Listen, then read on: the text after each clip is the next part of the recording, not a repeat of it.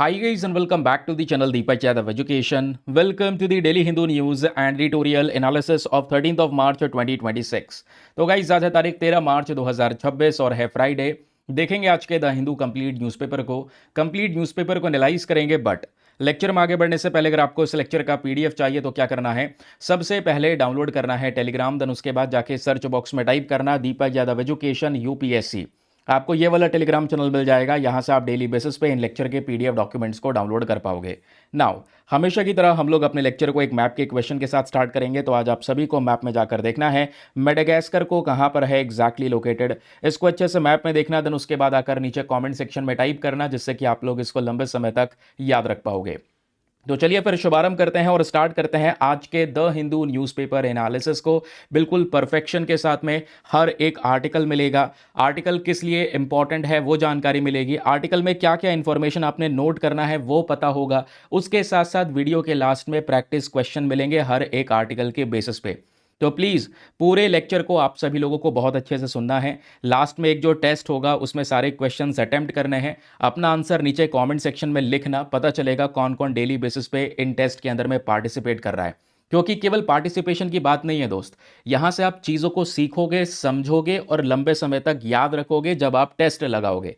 इससे क्या होगा, क्योंकि एग्जामिनेशन में भी हमने एमसीक्यू ही सॉल्व करने हैं। अब ये डेली बेसिस पे जो प्रैक्टिस चल रही है, इससे जो माइंड है वो थोड़ा सा ज़्यादा हैबिचुअल हो जाएगा, जो कॉन्फिडेंस बिल्टअप करेगा। बाकी सारे एस्पिरेंट के कंपैरिजन में यहाँ पर आपके सामने एक प्लस पॉइंट होगा। ठीक है, चलिए फिर शुरुआत करते हैं पहले आर्टिकल के साथ में। आपने थंबनेल में भी देखा होगा, हमने इसके बारे में मेंशन कर रखा है एलपीजी सप्लाई क्राइसिस को लेकर। अब जैसा आपको पता है वेस्ट एशिया के अंदर में इतने सारे जो क्राइसिस हो रहे हैं, ईरान, इजराइल और यूएसए के बीच में जो ये कॉन्फ्लिक्ट हुआ है, इसके बाद जो एलपीजी की सप्लाई है, एलएनजी की सप्लाई है, इवन क्रूड ऑयल की सप्लाई है, प्रोपेन की सप्लाई है, इन सब की सप्लाई के ऊपर में एक बड़ा इम्पैक्ट पड़ चुका है। क्योंकि ये सारा का सारा रिसोर्सेस ज़्यादातर स्ट्रेट ऑफ हॉर्मूज के रास्ते के जरिए ही आता है और उसी रीजन के अंदर में लगातार जो कॉन्फ्लिक्ट है वो एक्सपैंड होता चले जा रहा है। अब इंडिया जो है दोस्तों, इन सभी चीज़ों में एक बड़ी प्रॉब्लम में घिर जाता है। रीज़न यह है कि ये सारी की सारी चीज़ें भारत को आज इंपोर्ट करनी पड़ती है, यानी कि we are the import dependent country, है ना। तो निर्भरता बहुत ज़्यादा है। अब देखो एलपीजी ज़्यादातर वहीं से आ रहा है, कहाँ से, वेस्ट एशिया वाले रीजन से। कतर से एलएनजी को हम लोग परचेज कर रहे हैं। ठीक है, अब जैसे फॉर एग्जाम्पल एक डेटा ये कहता है कि आप देखोगे 2024-25 में इंडिया ने लगभग 13 मिलियन टन के हिसाब से एलपीजी को प्रोड्यूस किया था। तो आप कहोगे क्या हम एलपीजी प्रोड्यूस भी करते हैं? बिल्कुल, थोड़ी मात्रा में LPG liquefied petroleum gas produce भी किया जाता है, जो सिलेंडर गैस में भरी जाती है, जिसका शॉर्टेज आजकल चल रहा है। तो 2024-25 का डेटा देखोगे तो इंडिया 13 मिलियन टन एलपीजी को प्रोड्यूस करता है। लेकिन हमारा जो कंजम्पशन था वो कितना था? हमने उसी सेम ईयर में, यानी इसी 2024-25 वाले पर्टिकुलर ईयर में हमारा जो कंजम्पशन था वो था 31 मिलियन टन ऑफ एलपीजी का। तो सर ये पता चलता है 13 मिलियन टन तो प्रोड्यूस कर रहे हैं, 31 मिलियन टन यहां पर हमने कंज्यूम कर लिया। तो बीच का जो ये गैप है, इस गैप को भरने के लिए, यानी लोगों की डिमांड को पूरा करने के लिए हमें फिर इंपोर्ट करना पड़ता है। ठीक है, तो इसका जो एक डेटा है, रिजल्ट है, वो ये कहता है कि आज इंडिया जितना भी एलपीजी खुद से प्रोड्यूस करता है, डोमेस्टिक प्रोडक्शन जो होता है, उससे भारत की केवल 40% डिमांड पूरी हो पाती है। यानी बची 60% जो डिमांड है दोस्तों, वो हमें इंपोर्ट करके पूरी करनी पड़ती है। और अगर वेस्ट एशिया में ऐसे ही कॉन्फ्लिक्ट एक्सपैंड होता रहेगा तो यहाँ पे जो लोगों की डिमांड है वो तो बढ़ती रहेगी, लेकिन एलपीजी की सप्लाई प्रॉपर तरीके से मार्केट में नहीं पहुँच पाएगी, जिससे इन्फ्लेशन का क्राइसिस, यानी ये बहुत महंगा हो जाएगा, एलपीजी का शॉर्टेज हो जाएगा। ये सब समस्याएं हमको देखने को मिलती हैं। ठीक है, तो आप समझे कि भाई इंडिया किस तरीके से इंपोर्ट को लेकर डिपेंडेंट है। ये केस आपको समझ में आ चुका होगा। इसी वजह से क्या हुआ है, आपने ये द हिंदू का आर्टिकल देखा है, इसी आर्टिकल से ये सारी डेटा मैं आपको पढ़ा रहा हूं। इस आर्टिकल में क्लियरली मेंशन किया गया है, हाल ही में भारत ने अनाउंस किया कि भाई अपने देश में एलपीजी प्रोडक्शन को बढ़ाओ, ज़्यादा से ज़्यादा 25% से इंक्रीज करने की बात की गई है एलपीजी प्रोडक्शन को। अब ये क्यों किया गया है? क्योंकि लोगों की डिमांड बढ़ती चली जा रही है और इंडिया एलपीजी प्रोड्यूस भी करता है, लेकिन थोड़े मात्रा में। यानी इस पर्टिकुलर केस में आज भी हम लोग बहुत ही ज्यादा डिपेंडेंट है, चाहे वो कच्चा तेल हो, चाहे वो एलपीजी हो, एलएनजी हो, इन सब देशों पे निर्भरता हमारी ज्यादा हो जाती है, या वेस्ट एशियन कंट्रीज पे निर्भरता ज्यादा हो जाती है। और रिसेंटली आपको पता होगा, इसी एलपीजी की वजह से इंडिया ने एसेंशियल कमोडिटी एक्ट को इन्वोक किया है, लागू किया है। मैंने आपको ये एसेंशियल कमोडिटी एक्ट पढ़ा दिया है। मैं आज आप लोगों से प्रश्न पूछूंगा, आप एक शॉर्ट नोट लिखो नीचे कमेंट सेक्शन में एसेंशियल कमोडिटी एक्ट के बारे में, ये क्या होता है। इसकी एक लिस्ट मैंने आपको समझाई थी, तो प्लीज़ उसको याद करके जाइएगा एग्जामिनेशन में कि इसमें कौन कौन से एसेंशियल आइटम्स हैं जो इस लिस्ट के अंदर में शामिल हैं। ठीक है, तो न्यूज़ क्या है, प्रोडक्शन बढ़ाओ, क्यों बढ़ाओ, रीज़न आपको समझ में आया। देन अब क्वेश्चन आता है, सर ये एलपीजी है क्या आखिरकार, ये बताओ। ये एलपीजी दोस्तों है लिक्विफाइड पेट्रोलियम गैस, और यही गैस आज हमारे घरों में सिलेंडर्स के अंदर में भरी जाती है। ठीक है, जिससे हम लोग खाना वगैरह बनाते हैं, कुकिंग पर्पज़ में बहुत ही ज़्यादा ये हेल्प करता है ना। अब ये क्या है दोस्तों, एलपीजी एक प्रकार का हाइड्रोकार्बन गैसेस का मिक्सचर है। एलपीजी में दो गैसेस होती हैं, याद होगा परसों मैंने आपको एलपीजी एंड एलएनजी के बीच का जो डिफरेंस है वो पढ़ाया था। तो एलपीजी में दो गैसेस आपको देखने को मिल जाती हैं, एक है प्रोपेन और दूसरी यहां पर ब्यूटेन। भारत के अंदर में बहुत ज़्यादा इस्तेमाल होता है एलपीजी का, स्पेशली कुकिंग फ्यूल के पर्पस के लिए, कमर्शियल किचन्स के अंदर में, इंडस्ट्रियल एप्लीकेशंस भी आपको देखने को मिल जाएंगे, इंडस्ट्रीज में भी इसका उपयोग किया जाता है मेरे दोस्त। ठीक है, क्लियर हो गया। तो एलपीजी में दो प्रोमिनेंट गैसेस हैं, हाइड्रोकार्बन गैसेस प्रोपेन और ब्यूटेन। अच्छा मुझे बताओ एलएनजी में कौन सी गैस होती है, नीचे कमेंट सेक्शन में जल्दी जल्दी बताओ, क्योंकि ये सब मैंने आपको पढ़ा रखा है। अभी दूसरा यहां पर एक और पॉइंट आता है कि ये सब हमें समझ में आ गया, ठीक है, एलपीजी का क्या सिनारियो चल रहा है, एलपीजी क्या होता है, ये भी क्लियर हो गया। अब सर आपने ये बताया कि भारत भी एलपीजी का डोमेस्टिक प्रोडक्शन करता है, अपने देश में हम प्रोडक्शन करते हैं, जिसको सरकार ने अभी बढ़ाने के लिए भी कहा है। तो ये बताओ एलपीजी बनता कैसे है, इसका डोमेस्टिक प्रोडक्शन भारत में होता कैसे है। तो तीन मेजर सोर्सेस आपको देखने को मिलेंगे। इस आर्टिकल को मैंने पढ़ा तो मुझे ये सबसे काम की इंफॉर्मेशन लगी। आप एग्जामिनेशन के लिए ये तीन मेजर सोर्सेस पढ़कर जाइएगा, यहीं से एग्जामिनेशन में प्रश्न बनेगा दोस्त। ठीक है, पहला सोर्स है दोस्तों क्रूड ऑयल प्रोडक्शन, जो कच्चा तेल होता है जिससे हम पेट्रोल वगैरह बनाते हैं, डीजल वगैरह बनाते हैं, इससे एलपीजी भी बनता है। कैसे, देखो कुछ एलपीजी नेचुरली इन कच्चे तेल में, क्रूड ऑयल में प्रेजेंट होता है। तो हम लोग अपने जो रिफाइनरी इंडस्ट्रीज होती हैं, रिफाइनिंग करती हैं, उन्हीं रिफाइनरी प्रोसेस के जरिए इस कच्चे तेल में से इस एलपीजी को अलग कर लेते हैं, क्योंकि कच्चे तेल में एलपीजी नेचुरली प्रेजेंट है। तो एक तो तरीका यह है डोमेस्टिक एलपीजी प्रोडक्शन का। सेकंड जो मेथड हमारा होता है दोस्तों वो है ऑयल रिफाइनरीज, यानी जहां पर कच्चे तेल को रिफाइन किया जाता है जिससे पेट्रोल या पेट्रोलियम प्रोडक्ट्स बनाए जाते हैं। जैसे देख पाओगे रिलायंस रिफाइनरी बहुत बड़ी रिफाइनरी है, मेनली यहां पर इनका यही तो काम है, रिलायंस इंडस्ट्री का रिफाइनरी का काम है। कच्चा तेल बाहर से आता है, रिफाइन करा जाता है, पेट्रोल बनाया जाता है, बाकी पेट्रोलियम प्रोडक्ट्स बनाए जाते हैं। ठीक है, लेकिन ऑयल रिफाइनरीज में ही दोस्तों एलपीजी भी प्रोड्यूस होता है। एक तो बेसिक तौर पे तरीका यह है कि एलपीजी नेचुरली थोड़ा बहुत कच्चे तेल में होता है। दूसरा तरीका यह होता है कि जो ये ऑयल रिफाइनरीज हैं ये एलपीजी को प्रोड्यूस करती हैं। कैसे, एक प्रोसेस के जरिए से। उस प्रोसेस का शॉर्ट फॉर्म है एफसीसीयू। इसका मतलब है fluid catalytic cracking unit. Examination में प्रश्न बन सकता है कि बताओ एफसीसीयू प्रोसेस से हम लोग क्या बनाते हैं। ठीक है, तो फ्लूइड कैटालिटिक क्रैकिंग यूनिट्स ये क्या है, कैसे काम करता है, आइए जरा मैं आपको इसके बारे में समझाता हूं। होता यह है कि कच्चा तेल जो होता है ये थिक है, इसमें बहुत सारा डर्ट वगैरह है। तो पहले इस कच्चे तेल को क्रैक किया जाता है, इसमें से छोटे छोटे लाइटर प्रोडक्ट्स, यानी इसको हल्का किया जाएगा, लाइटर प्रोडक्ट्स बनाए जाएंगे। और ये लाइटर प्रोडक्ट कैसे बनेंगे, इसी एफसीसीयू प्रोसेस के माध्यम से बनाया जाएगा। और जितने भी यहाँ पर ये लाइट प्रोडक्ट्स आपको देखने को मिलेंगे, इसमें एलपीजी मिल जाती है, पेट्रोल मिल जाता है और दूसरे पेट्रोलियम प्रोडक्ट्स मिल जाते हैं। तो दूसरा मेथड ये है एलपीजी को प्रोड्यूस करने का, जो भारत में प्रोडक्शन होता है। तीसरा मेथड आपको देखने को मिल जाएगा वो है पेट्रोकेमिकल प्रोसेसिंग। भाई पेट्रोकेमिकल रिफाइनिंग होती है, आपको पता होना चाहिए, है ना। जब पेट्रोकेमिकल रिफाइनिंग होती है तो एलपीजी और प्रोपलीन ये दो चीजें यहां पर प्रोड्यूस की जाती हैं, प्रोपाइलिन। अब होता यहां पर यह है कि इन्हीं कच्चे तेल से, क्योंकि हमने देखा क्रूड ऑयल से ही प्रोपाइलिन बनता है, और इस प्रोपाइलिन का जो इस्तेमाल है वो पॉलीप्रोपाइलिन में इस्तेमाल होता है। पॉलीप्रोपाइलिन क्या होता है दोस्तों, ये प्लास्टिक्स को बनाया जाता है, सिंथेटिक रबर को बनाया जाता है इससे। तो मार्केट में जो प्लास्टिक बनती है, सिंथेटिक रबर बनती है, वो भी पेट्रोकेमिकल प्रोसेसिंग के थ्रू ही आता है। तो जब इसमें प्रोसेसिंग करते हैं तो हमें यहाँ पे भी एलपीजी मिल जाता है। तो एलपीजी मिलने के तीन तरीके हैं, तीन मेजर सोर्सेस हैं। तो आप कहोगे ये तो बढ़िया तरीका है। अब ये बताओ, इंडिया में रिफाइनर भी है, कच्चा तेल भी है, रिजर्व में भी रख रखा है, तो क्यों ना एलपीजी का जब ये शॉर्टेज हो रहा है तो भारत ढेर सारा एलपीजी बना ले, इन्हीं प्रोसेस के जरिए ढेर सारा एलपीजी बना के लोगों की जरूरत को पूरा कर दे। क्या ऐसा हो सकता है? क्या हम एलपीजी के प्रोडक्शन को लगातार बढ़ा सकते हैं? बढ़ा सकते हैं, लेकिन थोड़ा बहुत। ये नहीं कह सकते आप कि देश की डिमांड को ही पूरी तरीके से एलपीजी की प्रोडक्शन को बढ़ाकर कंप्लीट कर दो। ऐसा नहीं हो सकता। ऐसा क्यों नहीं हो सकता, तो चलिए मैं आपको वो समझाता हूं। एलपीजी के प्रोडक्शन को बढ़ाने के कुछ साइड इफेक्ट्स भी हैं दोस्तों। पहला साइड इफेक्ट है, यही सेम रिफाइनरी, इसी रिफाइनरी में पेट्रोल भी बन रहा है, इसी रिफाइनरी में देश के लिए प्लास्टिक्स भी बन रही हैं, प्रोपाइलीन बन रहा है, पेट्रोल क्वालिटी कंपोनेंट्स बन रहे हैं। तो अगर केवल आप कह दोगे एलपीजी बनाओ जितना हो सके, तो बाकी सारी चीज़ों का प्रोडक्शन कम हो जाएगा, यानी फिर बाकी सारी चीज़ों का शॉर्टेज होना शुरू हो जाएगा।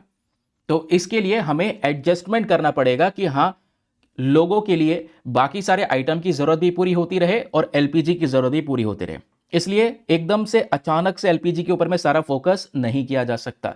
ये थोड़ा सा डिफिकल्ट है, इम्पॉसिबल नहीं है लेकिन डिफिकल्ट प्रोसेस है।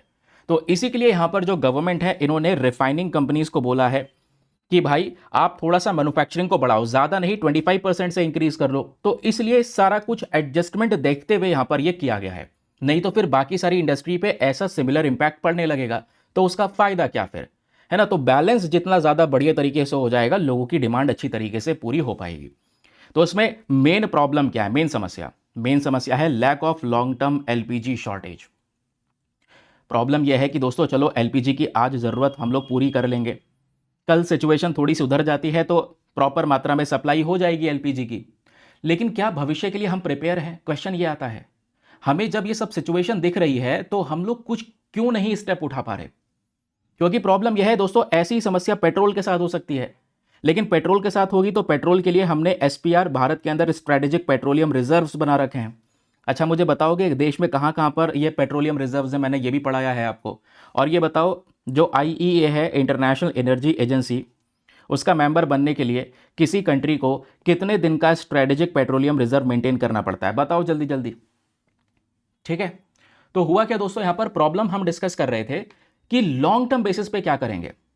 क्योंकि जैसे पेट्रोल के लिए हमारे पास में ये पेट्रोलियम रिजर्व है, भंडार बना रखे हैं, कमी होगी तो भंडार खोलेंगे, धड़ाधड़ यहां पर लोगों की डिमांड पूरी कर जाएंगे। वैसे दोस्तों भारत के पास में एलपीजी को लेकर रिजर्व्स नहीं है, और इसी रिजर्व ना होने की वजह से जो हमारा देश है वो एलपीजी को लंबे समय के लिए स्टोर नहीं कर पाता। और इसी वजह से जब जब कोई डिसरप्शन होगा इंटरनेशनली, सप्लाई पर भी इंपैक्ट पड़ेगा और इंडिया को यहां पर फिर एक समस्या फेस करनी पड़ेगी। इसके लिए हमें कुछ नया ऑल्टरनेटिव सोल्यूशन खोजना होगा। ये बात इस आर्टिकल में मेंशन की जाती है। तो एलपीजी शॉर्टेज का मामला क्या है, आई होप आपको यहां पर यह क्लैरिटी मिल चुकी है। फैक्ट्स के बेसिस पे हमने थोड़ा स्टैटिस्टिकल चीज़ों को समझा है जो एग्जामिनेशन में पूछा जाएगा। अब इस आर्टिकल से संबंधित छोटे छोटे रिवीजन पॉइंटर्स है। कहने का मतलब यह है, जो आर्टिकल आपने पढ़ा है भविष्य में दोबारा रिवाइज करना है फटाफट, छोटे मोटे प्रश्न बन जाएंगे प्रीलिम्स में, तो रिवाइज करने के लिए रिवीजन पॉइंटर दिए गए। ये फ्यूल क्या है, इसमें दो मेन कंपोनेंट्स क्या होते हैं, एलपीजी का इस्तेमाल क्या है, भारत में एलपीजी का प्रोडक्शन क्या है, हमारी इंपोर्ट के ऊपर डिपेंडेंस कितनी है ना। और इसमें जो मेन प्रोसेस होता है जिसमें आपको एफसीसीयू के बारे में तो याद रखना ही रखना है, फ्लूइड कैटालिटिक क्रैकिंग यूनिट, या बाकी सारे मेथड्स, ये तीनों के तीनों मेथड्स मैंने आपको यहां पर एक्सप्लेन कर दिए हैं। ठीक, क्लियर हो गया। चलिए अगले आर्टिकल पर आते हैं। अगला आर्टिकल है हमारा बहुत ही ज़्यादा बेस्ट, ये है आज का एडिटोरियल। और इसी एडिटोरियल से दोस्तों आज हम अपना एक मेंस का क्वेश्चन भी सॉल्व करेंगे। अच्छे से पढ़िएगा, समझिएगा, प्रीलिम्स के क्वेश्चन भी दूंगा लास्ट में, वो भी समझिएगा, क्योंकि ये आर्टिकल प्रीलिम्स मेंस दोनों के लिए इंपॉर्टेंट है। हमारे दो राइटर साहब आपको देखने को मिलेंगे, एक हैं गौरव जैन और दूसरे यहाँ पर हैं मुकुंदन चक्रपनी। तो इन्होंने बात की है भारत की इकोनॉमी के बारे में कि इंडिया को हम किस तरीके से ट्रू इनोवेशन इकोनॉमी की तरफ बढ़ा सकते हैं। क्योंकि इंडिया के अंदर में नए नए आविष्कार नहीं हो रहे हैं, अगर आविष्कार हो रहे हैं तो उस तरीके से बड़े लेवल पर नहीं हो रहे जैसे सिंगापुर, जापान, साउथ कोरिया में हो रहे हैं। ये बात यहां पर इस आर्टिकल में मेंशन की जा रही है। तो उसके लिए हमें क्या करना चाहिए, फॉल्ट लाइन कहां पर है, यानी प्रॉब्लम्स कहां कहां पर है, और एट द लास्ट इन्होंने सॉल्यूशंस भी शेयर किए हैं। तो वो उपाय भी दोस्तों हम लोग यहां पर कवर करने वाले हैं। ठीक है, क्लियर हो गया। चलिए अब इस आर्टिकल का देखो, एडिटोरियल में खास बात यह है, ऊपर ऊपर से मैं इस तरीके से पढ़ा दूंगा, काम खत्म हो जाएगा, इससे कोई फायदा नहीं है। क्योंकि आप इस आर्टिकल को देखोगे, इसमें बहुत सारे फैक्ट्स मेंशन करे गए हैं। इसमें दोस्तों यहाँ पर आप देख पाओगे जो ग्लोबल इनोवेशन इंडेक्स है उसकी रैंकिंग दी गई है। ठीक है, शांति एक्ट के बारे में थोड़ा सा समझाया गया है, रिसर्च एंड डेवलपमेंट में इंडिया का खर्चा क्या है, ये कॉर्पस के बारे में डिस्कशन हुआ है। उसके अलावा पेटेंट फाइलिंग के बारे में कि भाई इंडिया और बाकी सारी कंट्रीज में पेटेंट फाइल करने के बीच में डिफरेंस क्या है। तो इस एडिटोरियल के शॉर्ट नोट, शॉर्ट पॉइंट्स आपको यहां पर देखने को मिलेंगे, जिससे आप बेहतरीन तरीके से चीजें पढ़ पाओगे, रिवाइज कर पाओगे। चलिए समझते हैं, लेकिन इस आर्टिकल पर आगे फर्दर बढ़ने से पहले एक इंपॉर्टेंट इन्फॉर्मेशन। अगर आप लोग हमारे पेड ग्रुप्स को ज्वाइन करना चाहते हैं तो आपके पास में बढ़िया मौका है इसको ज्वाइन करने के लिए। यहां पर आपको डेली बेसिस पे करंट नोट्स के पीडीएफ्स वगैरह प्रोवाइड करवाए जाते हैं। फॉर एग्जाम्पल मैं इन्हीं पीडीएफ्स की बात कर रहा हूं जो आप अपने सामने देख पा रहे होंगे ये दोस्तों। चाहो तो प्रिंट आउट करवाओ, चाहो तो एज इट इज़ रीड करो। सारी इंपॉर्टेंट चीज़ें, आर्टिकल, उसके साथ साथ उसका बेसिक इन्फॉर्मेशन, सब कुछ आपको इन पीडीएफ में मिल जाता है ना। ये पीडीएफ हिंदी और इंग्लिश दोनों भाषाओं में मिलते हैं, दोनों मीडियम के एस्पिरेंट्स के लिए। ये कहाँ पर मिलेंगे? केवल और केवल हमारे पेड ग्रुप में और कहीं नहीं। ये पीडीएफ का ग्रुप ज्वाइन करने का फी पेमेंट बहुत ही ज़्यादा मिनिमम है, just 499 for the life time access. जब तक आपका सिलेक्शन ना हो जाए तब तक आप 499 में इस ग्रुप को ज्वाइन करके रख सकते हैं। ज्वाइन करने के लिए करना क्या है? व्हाट्सएप पर जाइएगा, यहाँ पर आपको एक नंबर दिया गया है 8534873368। इस नंबर पर मैसेज कर देना कि I want to join this group. आपको रिप्लाई मिलेगा, पेमेंट का प्रोसेस दिया जाएगा, डेमो वीडियो का लिंक मिलेगा, उसको देख सकते हैं, चेक कर सकते हैं और अपने आप को कंप्लीटली सेटिस्फाई करने के बाद में जाकर ये अपना इन्वेस्टमेंट कर सकते हैं। ठीक है, वापस आते हैं दोस्तों यहाँ पर हम लोग ट्रैक पर। तो एडिटोरियल में हम यहाँ तक पहुँच चुके थे कि एडिटोरियल किस चीज़ के बारे में बात करता है। तो इसमें बात हो रही है कि इंडिया के अंदर में जो इनोवेशन है, जब नए नए प्रकार के आविष्कार की बात होती है या रिसर्च की बात होती है, क्योंकि जितना ज़्यादा रिसर्च एंड डेवलपमेंट प्रमोट होगा उतने सारे नए नए इनोवेशन, नए नए आविष्कार होंगे। और जितने ज़्यादा आविष्कार होंगे आप क्या करोगे? उतने ज़्यादा पेटेंट्स फाइल करवाओगे, उस पर कॉपीराइट लोगे कि वो चीज़ कोई कॉपी ना कर रहे। फिर आज की समय की प्रॉब्लम्स के लिए नए नए सॉल्यूशंस आप लोग निकाल पाओगे। ठीक है, और दुनिया को वो जो चीज़ आपने बनाई हो उसको बेच पाओगे। यही तो चल रहा है। तो इसके लिए R&D के ऊपर में खर्चा करना बहुत ही ज़्यादा ज़रूरी है। लेकिन क्या गवर्नमेंट यहाँ पर खर्चा कर पा रही है? बिल्कुल, गवर्नमेंट यहाँ पर फंडिंग को बढ़ा चुकी है। इस बार बजट के अंदर में भी सिचुएशन को इंप्रूव किया गया है। भारत की ग्लोबल इनोवेशन रैंकिंग इंप्रूव हो रही है। लेकिन क्वेश्चन यह है कि जब हम रिजल्ट देखते हैं, एक एक्चुअल परिणाम देखते हैं, तो ये बहुत ही ज़्यादा कमज़ोर है। और ये कमज़ोर क्यों है? क्योंकि एक्चुअल इनोवेशन कमज़ोर नहीं है, इनोवेशन हो रहा है, आविष्कार हो रहा है, लेकिन बहुत ही ज़्यादा धीमी गति से, बहुत ही ज़्यादा कमज़ोर है ये हमारा सेक्टर। तो उन्हीं मेजर प्रॉब्लम्स को यहाँ पे राइटर साहब ने आइडेंटिफाई किया है। पहली प्रॉब्लम ये कहते हैं कि भाई रिसर्च एंड डेवलपमेंट में जो खर्चा हो रहा है बहुत ही ज़्यादा कम है। उसके अलावा दुनिया भर में जो टेक्नोलॉजिकल इन्फ्लुएंस है उसमें भारत का इन्फ्लुएंस बहुत कम है। आज टेक्नोलॉजी के मामले में Japan, south Korea, China, Singapore, इनकी बात ज़्यादा होती है, जबकि इसी रीजन से हम लोग यहाँ पर बिलोंग करते हैं। तो ये कैसे हुआ? क्योंकि आज इंडिया में प्राइवेट सेक्टर का पार्टिसिपेशन बहुत कम है। उसके अलावा रिसर्च जो होती भी है, नया आविष्कार होता भी है, तो उसको हम कमर्शियल प्रोडक्ट में कन्वर्ट नहीं कर पाते। ये भारत के सामने मेजर चैलेंजेस हैं। लेकिन क्या ये भारत जानबूझ के कर रहा है? बिल्कुल नहीं। ये यहाँ पर गलती है कि भाई जो हमने अलग अलग इनिशिएटिव लॉन्च करे हैं वो अच्छी तरीके से लागू नहीं कर पा रहे। यानी ये जो प्लानिंग की गई है, प्लानिंग अच्छी है लेकिन इम्प्लीमेंटेशन बहुत ही ज़्यादा कमज़ोर है। अब आगे समझते हैं दोस्तों यहाँ पर गवर्नमेंट का इनिशिएटिव। सरकार का मेन इनिशिएटिव जहाँ पर वो इनोवेशन को प्रमोट करने की बात करती है, तो इन्होंने सबसे पहली बात दोस्तों RDI फंड अनाउंस किया है। याद रखिए, एग्जामिनेशन के लिए बहुत इंपॉर्टेंट है, ये फैक्ट है आपके प्रीलिम्स के लिए और मेंस के लिए एज वेल। तो गवर्नमेंट ने 1 लाख करोड़ रुपए का RDI fund, research development and innovation fund announce किया है, ताकि देश के अंदर में नए नए प्रकार के आविष्कार और टेक्नोलॉजी डेवलपमेंट को सपोर्ट किया जा सके। फिर बात आती है यूनियन बजट सपोर्ट की। तो अभी इस बार बजट में हमारी finance minister Nirmala Sitharaman ji announce भी करती हैं 20,000 करोड़ रुपए का जो ये फंड है दोस्तों, ये अनाउंस किया गया है डीप टेक स्टार्टअप्स के लिए, जो टेक्नोलॉजिकल स्टार्टअप्स हैं उनके लिए। टैक्स इंसेंटिव दिया जाएगा, टैक्स में छूट मिलेगी, डिजिटल इंफ्रास्ट्रक्चर इन्वेस्टमेंट्स के ऊपर में पैसा खर्च किया जाएगा। एंड द सबसे most important point is Atal tinkering lab. Probability है अटल टिंकरिंग लैब को लेकर इस बार प्रश्न आपको मिल जाए एग्जामिनेशन में, तो ये भी बजट में अनाउंस किया गया है। अटल टिंकरिंग लैब में दोस्तों जो ये फंडिंग है, जो पहले 500 करोड़ रुपए की फंडिंग की गई थी, अब इसको बढ़ाकर 3200 करोड़ रुपए कर दिया गया है कि भाई ये सारा का सारा पैसा स्कूल के स्टूडेंट्स में इनोवेशन को प्रमोट करने के लिए खर्चा जाएगा। और इसी अटल टिंकरिंग लैब का जो मेन ऑब्जेक्टिव है, गोल है, वो क्या है? विकसित भारत को प्रमोट करना। एक विकसित भारत जहां पर नए नए प्रकार के इनोवेशन होंगे, यूथ पावर डेवलप होगी, यानी युवा शक्ति प्रमोट होती नजर आएगी। तो इस अटल टिंकरिंग लैब का जो मेन गोल है, ये याद रखिएगा, काम का है। मुझे लगता है यहां से प्रश्न बन सकता है। ठीक, चलिए आगे आते हैं। अब ये तो हुआ कि भाई ये सारे काम करे गए हैं रिसर्च एंड डेवलपमेंट के सेक्टर में गवर्नमेंट की साइड से। दूसरा राइटर मेंशन करते हैं नए नए पॉलिसी रिफॉर्म्स भी करे गए हैं। आविष्कार को भारत में बढ़ाने के लिए कुछ नए बदलाव करे गए, नीतियों में चेंजेस करे गए, लॉज में चेंजेस करे गए। वो चेंजेस कौन कौन से हैं? पहले दोस्तों स्टार्टअप्स के ऊपर, जो नई नई कंपनीज मार्केट में आ रही थी, उनके ऊपर रिस्ट्रिक्शन लग जाता था। ठीक है, कि पहले 3 साल तक स्टार्टअप मार्केट में रुकेगा, उसके बाद ही उसको रिसर्च एंड डेवलपमेंट स्कीम के फायदे मिलेंगे। अब ये रिस्ट्रिक्शन खत्म कर दिए गए हैं, अब उनको डायरेक्ट फायदे दिए जाते हैं।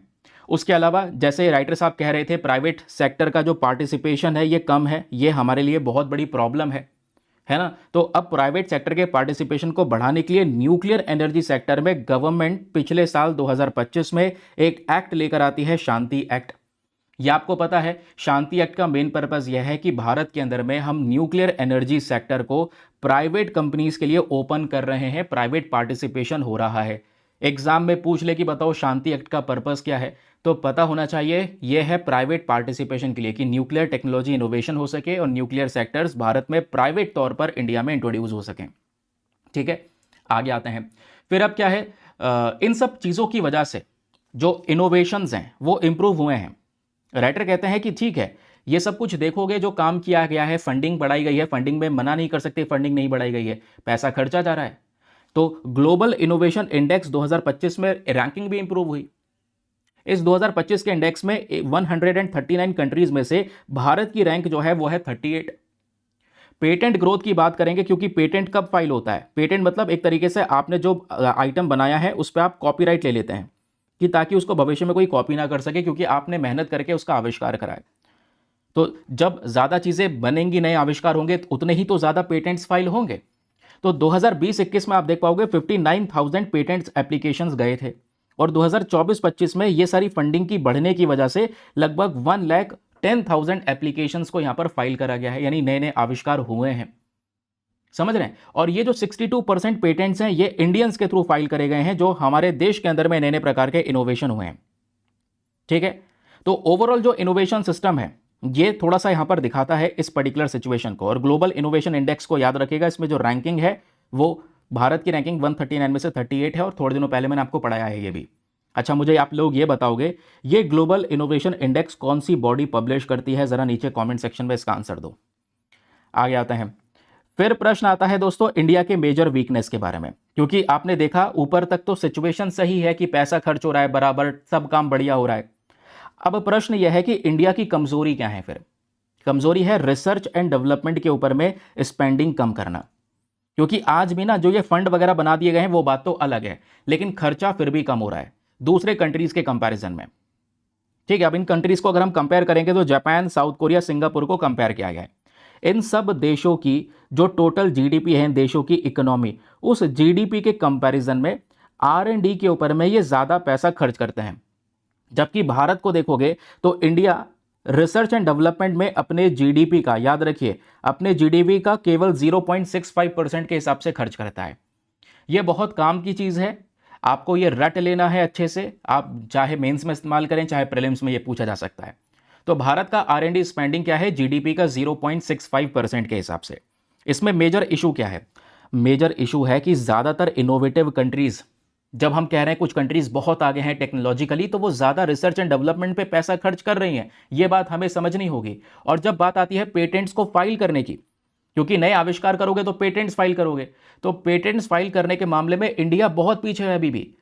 चाइना को देखो तो चाइना ने 1.8 मिलियन पेटेंट्स फाइल करे हैं, 1.8 मिलियन। यूएसए ने 6 लाख नए नए आविष्कार करे जिसको लेकर पेटेंट्स फाइल करे। इंडिया के पेटेंट्स फिर भी 1,10,000 के हिसाब से है। तो यहां पे अगर हम एग्जैक्ट कंपैरिजन करने बैठेंगे तो आपको पता चलेगा यहां पर हैं कुछ चैलेंजेस।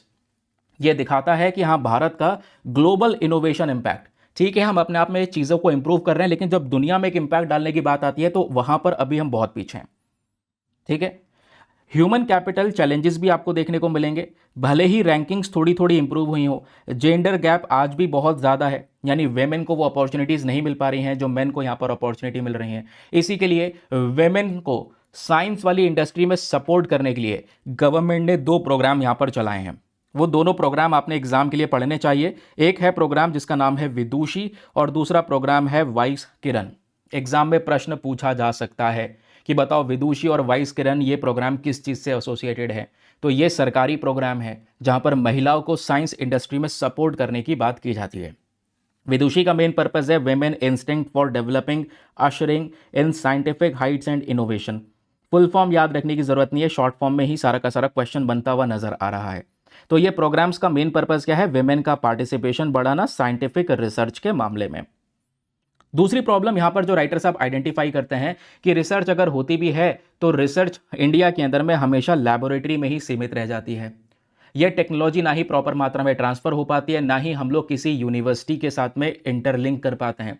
तो हमें यूनिवर्सिटीज़ या एकेडमिक के साथ में कोलैबोरेशन बढ़ाने की ज़रूरत है, ताकि नए नए स्टूडेंट्स की भी दिलचस्पी जगे रिसर्च इंडस्ट्री के अंदर में।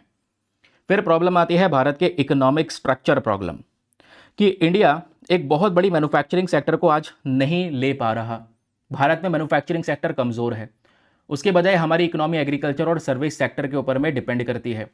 तो आज बहुत सारे यूनिकॉर्न स्टार्टअप्स वगैरह धीरे धीरे बढ़ते चले जा रहे हैं, उनको भी लेबर सही नहीं मिल पाती, चीप लेबर मिल पाती है।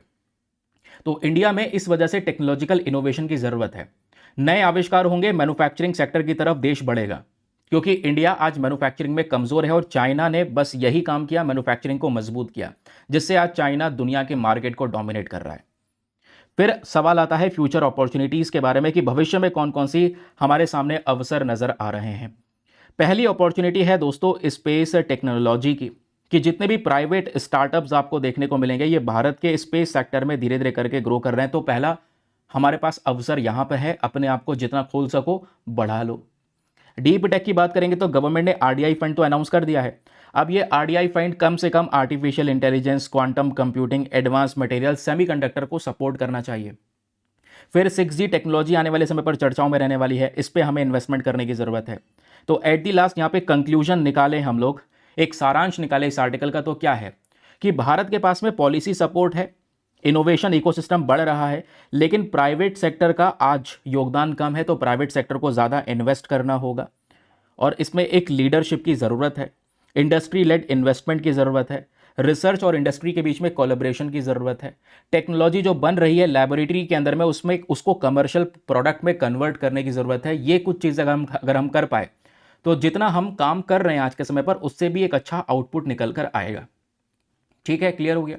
अब जो बातें बताई हैं उसको आप रिवाइज कर पाओगे इन रिवीजन पॉइंटर के जरिए। कभी भी एडिटोरियल रिवाइज करना है तो उसमें की प्रॉब्लम, रिसर्च एंड डेवलपमेंट की spending, government initiative, union budget का support, Atal tinkering lab, patent growth, global innovation index, human capital ranking, gender gap, की प्रोग्राम्स, वो जो यहाँ पर विदुषी, वाइस किरण, ये छोटे छोटे पॉइंट्स बना कर दिए गए हैं। देख रहे हैं आप लोग, इससे क्या होगा, पूरा एडिटोरियल आप कभी भी रिवाइज कर पाओगे।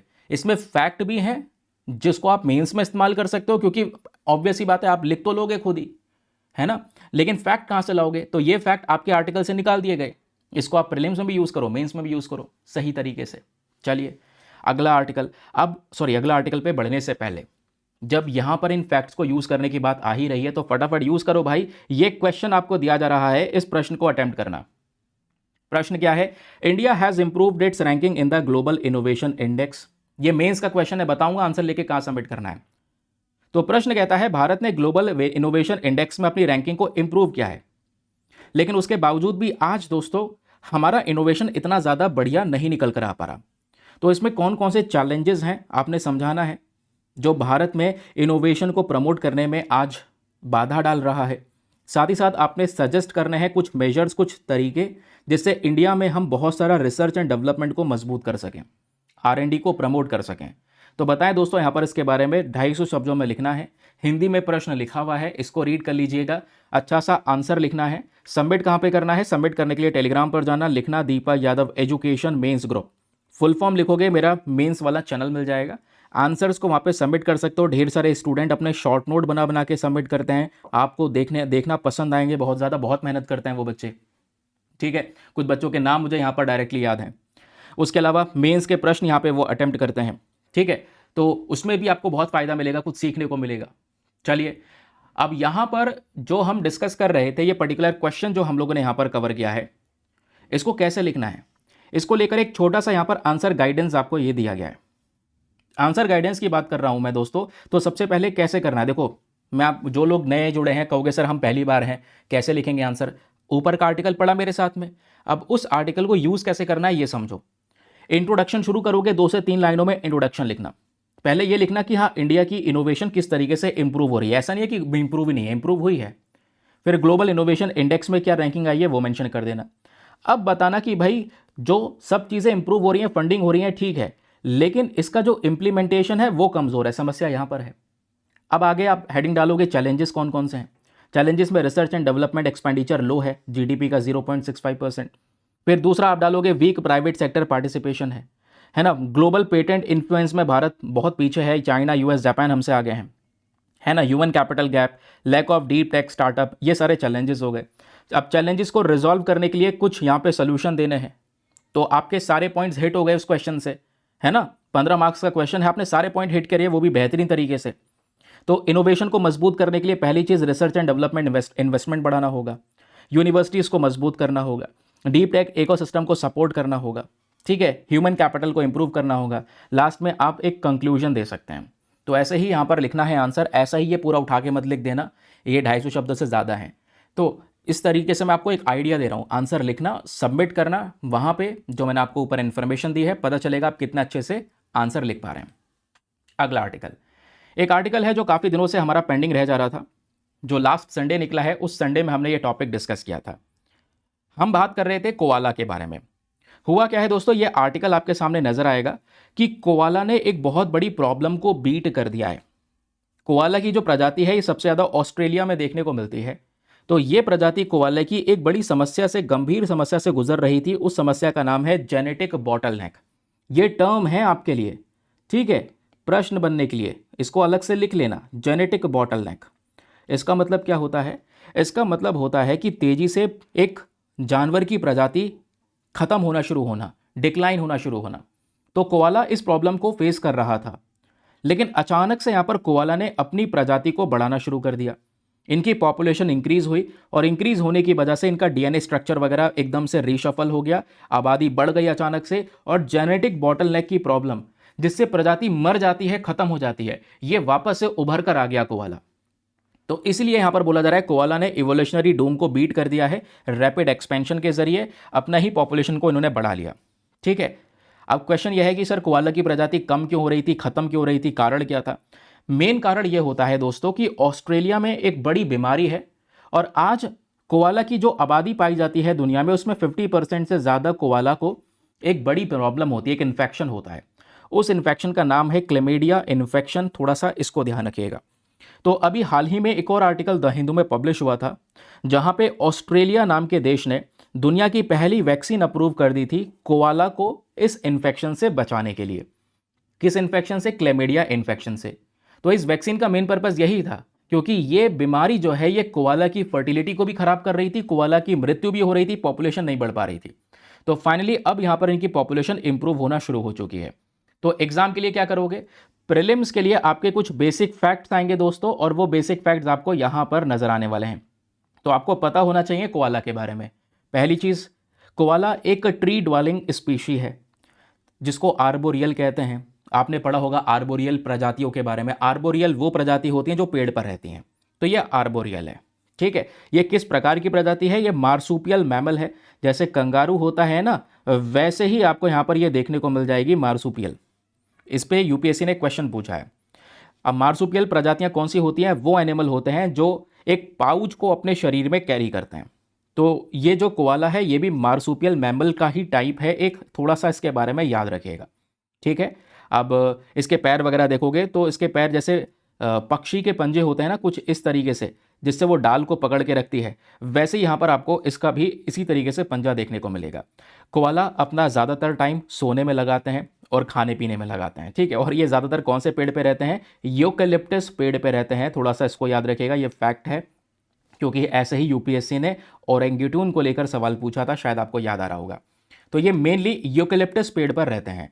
कोआलास की जो मेजर पॉपुलेशन है दोस्तों वो ऑस्ट्रेलिया में ही देखने को मिल जाती है, या तो ईस्टर्न रीजन में या साउथ ईस्टर्न ऑस्ट्रेलिया में ये पाए जाते हैं। ऑस्ट्रेलिया में भी ये कुछ पर्टिकुलर लोकेशन शेयर करी गई हैं, नॉट वेरी इंपॉर्टेंट, इतना याद रखना, ऑस्ट्रेलिया में ये प्रजाति पाई जाती है, ठीक है। आगे आते हैं। अब फूड की बात करेंगे तो कोआला मेजरली हर्बीवोरस होता है, ठीक है। अब भाई हर्बीवोरस हैं तो पेड़ पौधे खाना इनको ज़्यादा पसंद है। यूकेलिप्टस के पेड़ पर रहते हैं और यूकेलिप्टस की पत्तियां खाते हैं।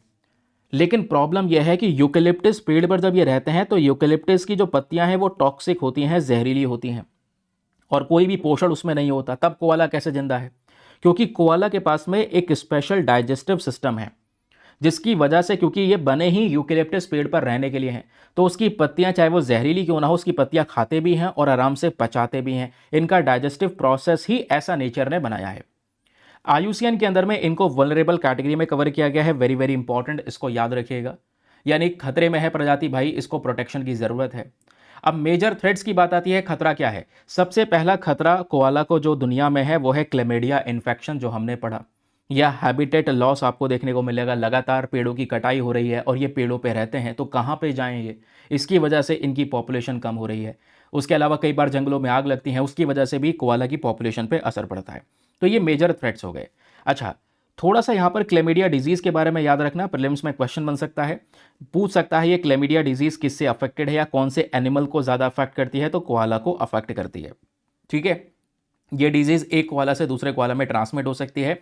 इस डिजीज़ में ज़्यादातर कोआला के आंखों पे इम्पैक्ट पड़ता है, आई में इन्फेक्शन होता है या यूरिनरी ट्रैक्ट इन्फेक्शन होता है, इनफर्टिलिटी होनी शुरू हो जाती है, जिसकी इनकी पॉपुलेशन कम हो जाती है। ये डिजीज़ की जब हम बात करेंगे तो ऑस्ट्रेलिया के कुछ रीजन्स में लगभग 70% से ज़्यादा वाइल्ड कोआलाज ऐसे हैं जिनके अंदर में ये क्लामीडिया इन्फेक्शन पाया जाता है। तो यही इन्फेक्शन कोआला के जीवन के लिए सबसे बड़ा खतरा है, और इसी को लेकर रिसेंटली ऑस्ट्रेलिया ने वैक्सीन भी बनाई है, थोड़ा सा याद रखेगा। और अभी कुछ समय पहले कोआला ने एक प्रॉब्लम को मात दिया है, और वो प्रॉब्लम कौन सी है मेरे दोस्त? Genetic bottleneck. ये प्रीलिम के लिए एक छोटा सा फैक्ट है जो ध्यान में रखना ज़रूरी है। जेनेटिक बॉटलनेक ये कौन सी सिचुएशन होती है? जब एक स्पीशी की पॉपुलेशन तेजी से ड्रास्टिकली डिक्लाइन होना शुरू हो जाती है, कम होना शुरू हो जाती है। बहुत कम यहाँ पर ये जानवर बचते हैं रिप्रोड्यूस करने के लिए, पॉपुलेशन को बढ़ाने के लिए। तो उन्होंने अपनी पॉपुलेशन को बढ़ाया और इस जेनेटिक बॉटलनेक की सब प्रॉब्लम को यहाँ पर मात दिया, और आज वापस से कोआला की पॉपुलेशन दोबारा से सर्वाइव करती हुई नजर आ रही है। ठीक है, क्लियर हो गया? चलिए अगले आर्टिकल पर आते हैं। Now next article is again very very important. ये टॉपिक की दोस्तों यहाँ पर एक तो साइंस के लिए इंपॉर्टेंट है, उसके अलावा जीएस पेपर नंबर 3 एनवायरमेंट के लिए इंपॉर्टेंट है। रिसेंटली हमारे रिसर्चर्स ने एक बैक्टीरिया खोज निकाला है, एक ऐसा बैक्टीरिया जो कोलाइडिंग वर्ल्ड्स को भी सर्वाइव कर सकता है। आपने दोस्तों मेरे हिसाब से, वैसे काफ़ी दिन हो गए, लेकिन पढ़ा होगा टार्डीग्रेड्स के बारे में। ठीक है, टार्डीग्रेड्स क्या है? एक ऐसा जीव जिसको एक्स्ट्रोमोफिल कहा जाता है। भाई एक ऐसा जीव, एक ऐसा जानवर जो अमर है लगभग। अमर मतलब रेडिएशन फैला दो, चाहे गामा रेडिएशन, उसको सर्वाइव कर सकता है, स्पेस में सर्वाइव कर सकता है, बड़े से बड़े प्रेशर को सर्वाइव कर सकता है, पानी खाना मत दो तब भी ये जिंदा रह जाएगा। ये होता है टार्डीग्रेड, है ना, एक्स्ट्रोमोफिल। लेकिन ये क्या है? एक जानवर, एक जीव।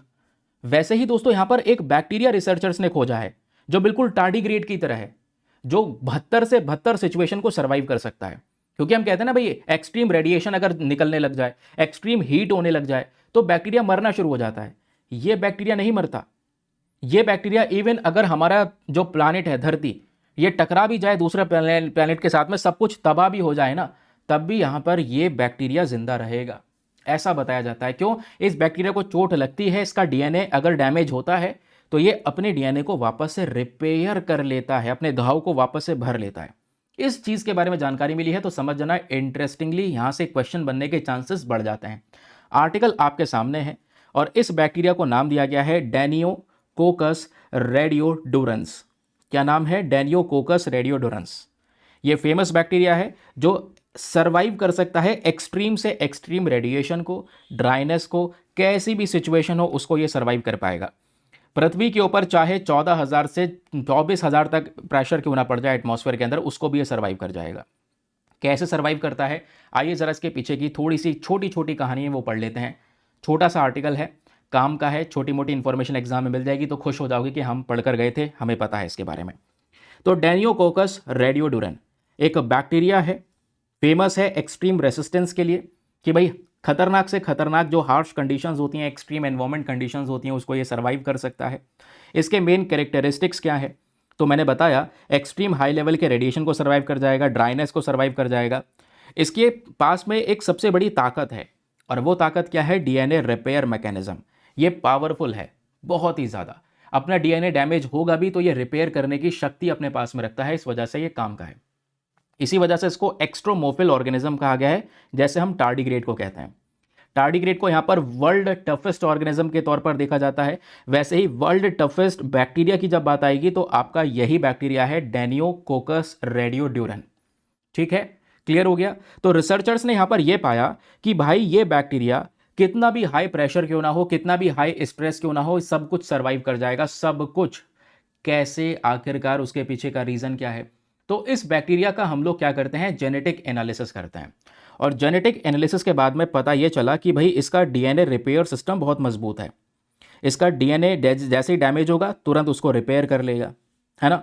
उसके अलावा आयरन ट्रांसपोर्ट मैकेनिज्म इसका बहुत स्ट्रांग है, यानी आयरन मेटाबॉलिज्म जो है इसका, ये इसके सेल्स को यहाँ पर प्रोटेक्ट करता है फ्रॉम द स्ट्रेस। और ये तुरंत कोई भी सेलुलर अगर डैमेज होगा तो उससे ये बैक्टीरिया रिकवर कर जाता है। तो ये दोस्तों यहाँ पर ये प्रोसेस है, इसी वजह से एक्सट्रीम कंडीशंस को ये सर्वाइव कर पाता है। ठीक है, यही मैकेनिज्म है जिससे ये बैक्टीरिया बड़े से बड़े ट्रॉमा, बड़े से बड़े झटके, बड़े से बड़े प्रेशर, बड़े से बड़ा रेडिएशन फेस कर सकता है। अब जो बातें बताई हैं उसको आप रिवाइज कर सकते हैं through these important revision pointers कि ये ऑर्गेनिज्म क्या है, इसमें स्पेशल फीचर्स कौन कौन से हैं, नई साइंटिफिक फाइंडिंग्स हम लोगों ने अभी डिस्कस की है, मेन सर्वाइवल मैकेनिज्म्स इसमें कौन कौन से हैं। ठीक है, रिलेटेड कॉन्सेप्ट। अच्छा, एक कॉन्सेप्ट और है जिसमें बोलते हैं panspermia, life spreading through the space rocks and meteorites की वजह से यहाँ पर ये जो लाइफ स्प्रेड होती है उसके बारे में डिस्कशंस हो रहे हैं। ठीक है, याद रखिएगा कि भाई ये सारे के सारे इंपॉर्टेंस इस बैक्टीरिया के बारे में नज़र आता है। अगला छोटा सा आर्टिकल बहुत काम का है, एक रिपोर्ट डिस्कस करने वाले हैं दोस्तों। इस रिपोर्ट का नाम है state of India's environment report. ये एक प्रकार की सीएसई रिपोर्ट है 2026 की। सीएसई मतलब centre for science and environment, काम का डिस्कशन है, तो ध्यान से सुनिएगा। ये देखो लंबा चौड़ा आर्टिकल आपको ये देखने को मिल जाएगा न्यूज़पेपर के अंदर में। इसमें कुछ नहीं है, दो छोटी छोटी बातें याद रखनी है, क्योंकि यह है state of India's environment. Bharat का जो पूरा एनवायरमेंट है, जो पूरा हमारा वातावरण है, पर्यावरण है, उसकी जब हम बात कर रहे हैं तो उसकी स्थिति कैसी है एक पर्टिकुलर ईयर में। अब यहाँ पर ये 2026 की रिपोर्ट है तो इसमें डेटा 2025 का होगा। पिछले साल क्या स्थिति रही है, पूरे साल की गर्मी कैसी रही है, एक्सट्रीम वेदर्स कैसे रहे, वो इसमें बात हो रही है। आपको क्या याद रखना है, याद ये रखना है कि ये जो रिपोर्ट है स्टेट ऑफ इंडियाज एनवायरमेंट, इसको पब्लिश कौन करता है? तो इस रिपोर्ट को रिलीज करने वाली बॉडी है इस रिपोर्ट को पब्लिश करने वाली बॉडी है यहाँ पर centre for science and environment. याद रखिएगा, प्रश्न बन सकता है कि बताओ स्टेट ऑफ इंडियाज एनवायरमेंट 2026 की रिपोर्ट को किसने पब्लिश किया है? सेंटर फॉर साइंस एनवायरमेंट ने पब्लिश किया है। ठीक है, और ये जो बॉडी है सीएसई, सिविल सर्विस एग्जामिनेशन वाली, यानी centre for science and environment वाली, इसने इस रिपोर्ट को 1982 से अभी तक पब्लिश कर रखा है, मतलब लगातार पब्लिश करते हुए नजर आ रहे हैं। इसमें क्या क्या होता है कि भाई एक पूरे साल के अंदर में कौन कौन से एक्सट्रीम वेदर इवेंट्स हुए हैं, गर्मी ज़्यादा पड़ी है, सर्दी ज़्यादा पड़ी है, बाढ़ के रिस्क कितने बड़े हैं, टाइगर का बिहेवियर अगर कैसा चेंज हुआ है, टाइगर ज़्यादा अटैक कर रहे हैं लोगों पर, एयर पोल्यूशन कितना ज़्यादा बड़ा है, क्लाइमेट चेंज इंपैक्ट कैसा है। तो ये सारी चीज़ें इस रिपोर्ट के अंदर में शामिल होती हैं। अब ये रिपोर्ट ने डिटेल्स जो शेयर की है वो एक पेज के अंदर में है, वो ये है कि एक्सट्रीम वेदर इवेंट्स इंक्रीज हुए हैं हमारे देश में। इस रिपोर्ट में सबसे कॉमन चीज़ जो हाईलाइट की जा रही है वो यह है कि इंडिया ने 2025 में हाईएस्ट राइज देखा है एक्सट्रीम वेदर इवेंट्स के मामले में। पिछले 4 सालों में सबसे ज़्यादा गर्मी बढ़ी है। जब एक्सट्रीम वेदर इवेंट्स की बात हो ही रही है तो इसमें कौन कौन से इवेंट्स हैं? हीट वेव्स गर्मी, कोल्ड वेव्स सर्दी, हैवी रेनफॉल, फ्लड्स, ये मेन वेदर इवेंट्स आपको नजर आएंगे। इसमें जो मेन डेटा है 2025 का वो क्या कहता है? वो कहता है कि भाई 2025 में 99% यानी 99% डेज ऐसे थे दोस्तों जो एक्सट्रीम वेदर को रिकॉर्ड कर रहे थे। गर्मियां बहुत ज़्यादा पड़ रही थी लास्ट ईयर, ठीक है, या फिर ठंड के समय पर ठंडी बहुत ज़्यादा हुई, बारिश के समय पर बारिश बहुत ज़्यादा हुई, बाढ़ आने लगी, तो सब कुछ ज़्यादा रहा है, एक्सट्रीम वेदर कंडीशन हुई है। तो 2025 में 99% डेज इसी सिचुएशन से गुजरे हैं, जिसकी वजह से एक्सट्रीम वेदर की वजह से लगभग 4419 लोगों की मृत्यु रिपोर्ट करी गई है 2025 में। 17.41 मिलियन हेक्टेयर एरिया की जो फसलें हैं वो बुरी तरह से इंपैक्ट करी हैं, और इसी को ही इस रिपोर्ट में कंपेयर किया गया है with the previous years. Comparison क्या है दोस्तों, सुनिएगा, 2025, 2024, 2023, और ये दिखाता है कि साल ब साल जैसे हम आगे बढ़ रहे हैं एक्सट्रीम वेदर के केसेस इवेंट्स इंक्रीज होते चले जा रहे हैं। वेदर में चेंज की वजह से लोगों की मृत्यु की संख्या बढ़ती चली जा रही है। 2023 में वेदर चेंज की वजह से लगभग 3200 लोगों की जान गई। 2024 में 3400 लोगों की जान गई और अब एकदम से 2025 में 4400 के आसपास नंबर क्रॉस कर रहा है। समझ रहे हैं? तो 2023 में 89%, पूरे साल के 89% डेज ऐसे थे जहां पर एक्सट्रीम वेदर एनवायरमेंट था। 2024 में 88% डेज थे एंड 2025 में ये 99% के हिसाब से डेज हुए हैं। और 2025 की रिपोर्ट क्या कहती है, सबसे ज़्यादा अफेक्टेड स्टेट्स कौन कौन से हैं? तो हिमाचल प्रदेश है फर्स्ट, सेकंड है केरला और थर्ड है मध्य प्रदेश। ये 3 राज्य आपको देखने को मिलेंगे जो वर्स्ट अफेक्टेड हैं। यहां पर क्लाइमेट चेंज की वजह से सबसे ज़्यादा इंपैक्ट पड़ा है, चाहे लैंडस्लाइड्स का केसेस हो, चाहे गर्मी का इंपैक्ट हो, चाहे ठंड का इंपैक्ट हो। समझ गए? तो ये थी यहां पर एक रिपोर्ट। रिलीज कौन करता है? सीएसई। बस इतनी सी बात यहां पर याद रखनी है। आगे आते हैं और आगे आके दोस्तों टाइम आ चुका है प्रैक्टिस क्वेश्चंस को सॉल्व करने का। तो चलिए, ये आपको छोटे छोटे क्वेश्चंस मिलेंगे, फटाफट आपको आर्टिकल को याद रखने में बहुत हेल्प करेंगे। कमेंट सेक्शन सभी लोग ओपन कर लो। क्वेश्चन नंबर 1 आंसर क्या है, क्वेश्चन नंबर 2 आंसर क्या है, इस तरीके से आपने लिखना है। चलिए दोस्तों, प्रश्न नंबर 1 आपके सामने है। In petroleum refineries the process that cracks heavy hydrocarbons into a lighter products like LPG and petrol is called. यानी हाइड्रोकार्बन इंडस्ट्रीज के अंदर में जो कह सकते हैं, या सॉरी, जो पेट्रोलियम रिफाइनर्स होते हैं, इसमें जो हैवी हाइड्रोकार्बन होते हैं इनको लाइटर कार्बन में कन्वर्ट करते हैं, फिर उससे एलपीजी पेट्रोल मिलता है। उस प्रोसेस को क्या कहा जाता है? ऑप्शन नंबर ए, क्या उसको डिस्टिलेशन कहा जाता है? ऑप्शन नंबर बी, क्या उसको पॉलीमेराइजेशन कहा जाता है? या सी, फ्लूइड कैटालिटिक क्रैकिंग कहा जाता है? या फिर डी, इलेक्ट्रोलिसिस कहा जाता है? आंसर दो नीचे कमेंट सेक्शन में। Question number 2, which of the following is the approximately share of India's research and development expenditure as a percentage of GDP? Bharat अपने जीडीपी के कंपैरिजन में रिसर्च एंड डेवलपमेंट में कितना प्रतिशत खर्च करता है, जरा बताओ। 0.65%, 1.5%, 2.5% या 3.5%? क्वेश्चन नंबर 3, एनिमल कोवाला, ये जो कोवाला है ये कौन से मैमल ग्रुप के टाइप को बिलोंग करता है, ये बताना है। क्या ये प्लेसेंटल मैमल हैं, या फिर ये रोडेंट्स हैं, या फिर ये मोनोट्रेमिस हैं, या फिर ये मार्सुपियल्स हैं? तो बताएं नीचे कमेंट सेक्शन में इसका सही उत्तर क्या होना चाहिए। एक अगला प्रश्न आपके सामने है। इवोल्यूशनरी बायोलॉजी में, यानी बायोलॉजी जैसे से इवॉल्व कर रही है, एक टर्म आता है जेनेटिक बॉटलनेक। और ये जेनेटिक बॉटलनेक का मतलब क्या है, ये बताना है। क्या जेनेटिक बॉटलनेक मतलब होता है किसी प्रजाति की पॉपुलेशन तेजी से बढ़ जाना, या फिर तेजी से ये जो पॉपुलेशन है ये बहुत कम हो जाना जेनेटिक डाइवर्सिटी के घटने की वजह से, या फिर जो स्पीशीज़ का माइग्रेशन है नए हैबिटेट में वो होना, या फिर दो प्रजाति के बीच में हाइब्रिडाइजेशन बढ़ना? तो दोस्तों यहाँ पर ये जेनेटिक बॉटलनेक का मतलब क्या है, ज़रा बताएं नीचे कमेंट सेक्शन में। अगला प्रश्न आपके सामने है। एक बैक्टीरियम है जिसका नाम है डेन्यूकोकस रेडियोड्यूरेंस। ये जो बैक्टीरिया है ये जाना जाता है अपनी एक पर्टिकुलर एबिलिटी के लिए कि ये बैक्टीरिया एक्सट्रीम से एक्सट्रीम वेदर एनवायरनमेंट में रुक सकता है, स्टैंड कर सकता है। ठीक है, तो ये यहाँ पर बोला जा रहा है कि वो एक्सट्रीम एनवायरनमेंट क्या हो सकता है, ये कौन कौन सी चीज़ों को झेल सकता है ये बैक्टीरिया। ऑप्शन नंबर 1, क्या ये हाई रेडिएशन को झेल सकता है? क्या ये एक्सट्रीम प्रेशर को झेल सकता है? क्या ये इसका डीएनए अगर ख़राब हो जाए, डैमेज हो जाए तो उसको रिपेयर कर सकता है? तो या फिर इनमें से सभी चीज़ें ये कर सकता है? बताएं नीचे कमेंट सेक्शन में। अगला प्रश्न आपके सामने प्रेजेंट है state of India's environment report के बारे में, कि सर ये बताएं state of India's environment report जो है इसको कौन सी ऑर्गेनाइजेशन पब्लिश करती है? नीति आयोग पब्लिश करता है, या centre for science and environment, या ministry of environment forest and climate change, या फिर यूनाइटेड नेशन एनवायरमेंट प्रोग्राम? तो बताएं इसका सही उत्तर क्या होना चाहिए। ये थे सारे छोटे छोटे क्वेश्चंस। आई होप आप सभी लोग यहाँ पर रिक्वेस्ट है कि प्लीज़ इन प्रश्नों के उत्तर दीजिए नीचे कॉमेंट सेक्शन में। ज़्यादा से ज़्यादा लोग अटेम्प्ट करेंगे, मज़ा आएगा चीज़ों को। मैं भी देखूंगा कि हाँ कौन कौन लोग पार्टिसिपेट कर रहे हैं, और भी बहुत सारे क्वेश्चंस आपके सामने लेकर आऊँगा। तो मेंस का भी सवाल डिस्कस कर रहे हैं, अभी एक क्वेश्चन डिस्कस कर रहे हैं मेंस का, और ढेर सारे डिस्कस कर रहे हैं प्रीलिम्स के। तो भविष्य में मेंस के भी 2 क्वेश्चन लेंगे, लेकिन आप पार्टिसिपेट करो पहले, तभी मुझे पता चलेगा कि हाँ कौन कौन इंटरेस्टेड है। चलिए, मिलते हैं आप लोगों से कल फिर से सेशन में। आज के लिए bye bye, have a nice day, thank you and जय हिंद।